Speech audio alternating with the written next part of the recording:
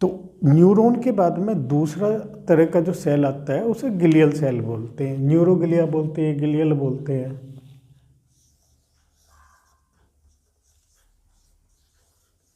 ठीक है। अब न्यूरॉन की टाइप थी 4, इसकी कॉमन टाइप जो है वो 6 है। ठीक है। अब 6 टाइप में दूसरी चीज़ है कि इसमें एक डिवीज़न जो है वो सेंट्रल नर्वस सिस्टम और पेरिफेरल नर्वस सिस्टम, आगे एक वर्ड आएगा कि सेंट्रल नर्वस सिस्टम में और पेरिफेरल नर्वस सिस्टम में ये अलग अलग तरह के भी होते हैं। तो पहले हम ग्लियल सेल को देखते हैं। तो पहले नंबर का जो सेल है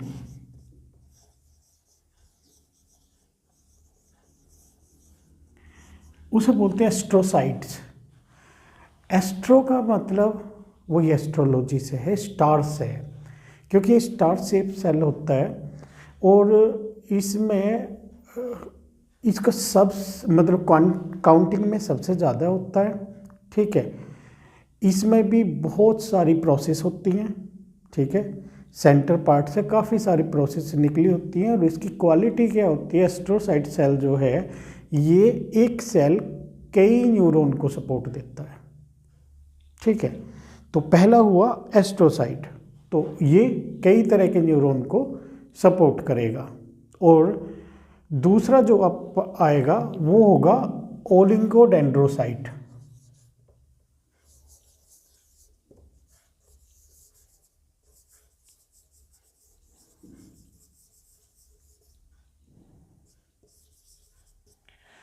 ओलिगोडेंड्रोसाइट ये भी सेंट्रल नर्वस सिस्टम का सेल है और ये भी सेंट्रल नर्वस सिस्टम का सेल है। फ्यूचर में जब हम माइलिन शीथ के बारे में पढ़ेंगे, न्यूरॉन की स्ट्रक्चर में पढ़ेंगे हम माइलिनेटेड और नॉन माइलिनेटेड।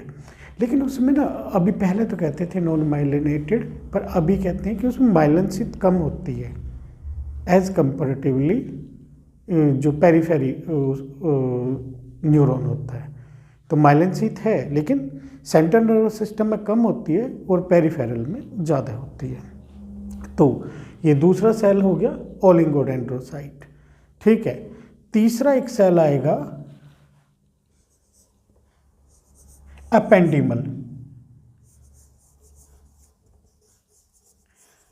Ependymal cell. ठीक है। ये एपेंडिमल भी जो है ये सेंट्रल नर्वस सिस्टम का ही सेल है। ठीक है।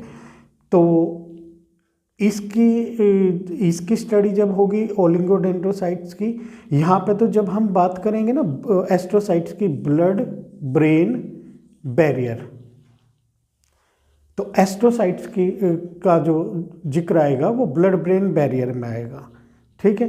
क्योंकि हम लोग जो कहते हैं ना कि ब्रेन के अंदर कोई भी किसी तरह का एक्स्ट्रा जो ये है कोई भी चीज़ एक्स्ट्रा नहीं जा सकती। ठीक है। तो उसका जो बैरियर बनाता है ब्रेन और ब्लड के बीच में वो एस्ट्रोसाइट बनाएगा। इसका जिक्र हम करेंगे माइलिन शीथ में। तो जो एक डिजीज़ आएगी ना जब MS मल्टीपल स्क्लेरोसिस आप लोग पढ़ेंगे, ठीक है, फ्यूचर में, तो इसका जिक्र आएगा वहाँ पे। अब एक आपने एक और चीज़ सुनी होगी, फ्लूड, सेरेब्रोस्पाइनल फ्लूड। तो सेरेब्रल स्पाइन जो सेरेब्रोस्पाइनल फ्लूड है CSF, जब CSF का जिक्र आएगा तो वहाँ पे आप लोग पढ़ेंगे एपेंडिमल सेल। ठीक है। चौथा सेल जो है वो है माइक्रोग्लिया।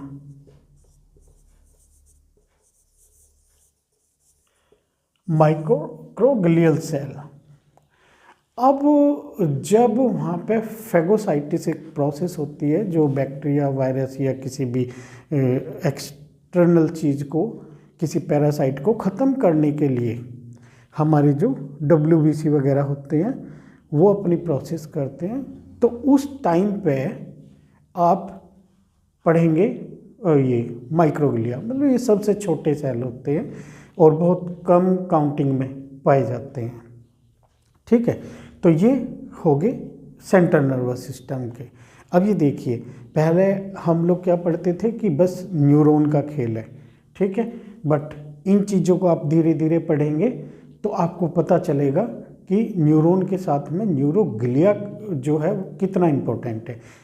क्योंकि लाइफ में ना हर चीज़ की वैल्यू है, बस हमें लगता है कि हम उसे नज़रअंदाज कर देते हैं कि इसकी वैल्यू नहीं है। ज़िंदगी में अगर कोई तिनका भी पड़ा हुआ है ना, रास्ते में तिनका भी खड़ा हुआ है, हर चीज़ की अपना वजूद होता है। ये आपको धीरे धीरे पता चलता रहेगा।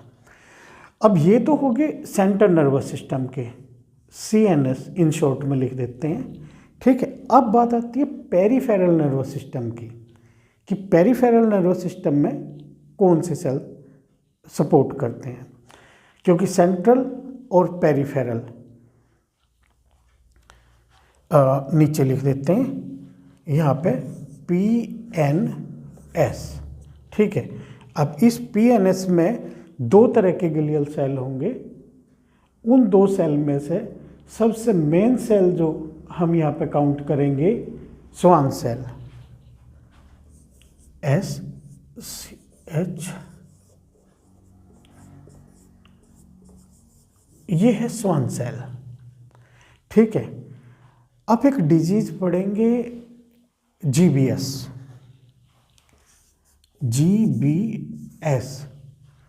गिलन-बार सिंड्रोम, असेंडिंग पैरालिसिस, कई नामों से, ठीक है। तो जब हम GBS पढ़ेंगे तो उसमें इसका जिक्र आएगा, ठीक है। अब इसके बाद में अगला जो है नंबर 2, सैटेलाइट।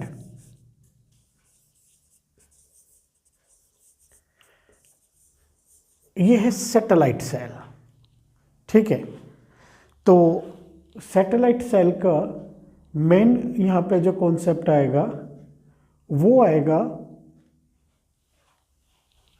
LLIT। एक वर्ड आप सुनोगे, गैंग्लियन,